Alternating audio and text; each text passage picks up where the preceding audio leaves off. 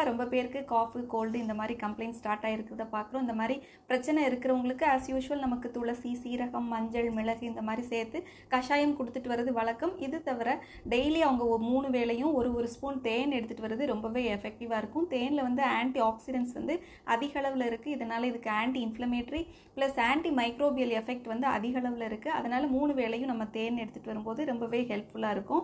அது மட்டும் இல்லாமல் தேவைப்பட்டனா சின்ன குழந்தைங்களுக்கு தேனோட கற்பூரவள்ளி இலைச்சாறு இல்லைன்னா ஆடாத்தோட இலைச்சாறையும் சேர்ந்து கொடுத்துட்டு வரும்போது இந்த வைரல் இன்ஃபெக்ஷன் கம்ப்ளைண்ட்ஸோட ஆஸ்மா கம்ப்ளைண்ட்ஸ் இருந்தாலும் அதுவுமே சரியாகிறதுக்கு அதிக வாய்ப்புகள் இருக்குது.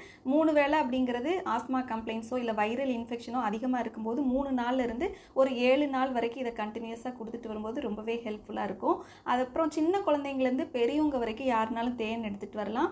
அதுவும் முக்கியமாக ஹை பிளட் சுகர் இருக்கிறவங்க மட்டும் அவங்க பிளட் சுகரை செக் பண்ணிவிட்டு தேனை வந்து 3 வேளை எடுத்துகிட்டு வரும்போது இது அவங்களுக்குமே ரொம்ப எஃபெக்டிவாக இருக்கும். ட்ரை பண்ணி பாருங்கள்.